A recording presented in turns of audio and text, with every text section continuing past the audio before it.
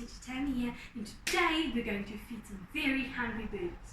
So what we need for this activity is we need 3 very hungry birdies, the numbers 1, 2, and 3, and dice, and some Play-Doh.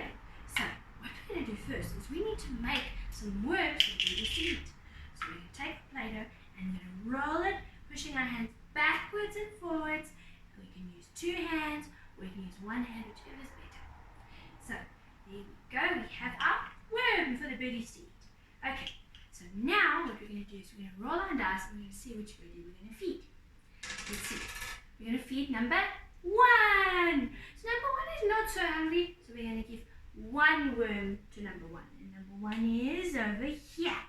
Okay, so yum, yum, yum, yum, yum. Ooh, he was hungry. Okay, now we're going to throw it again. Let's see. The number 2.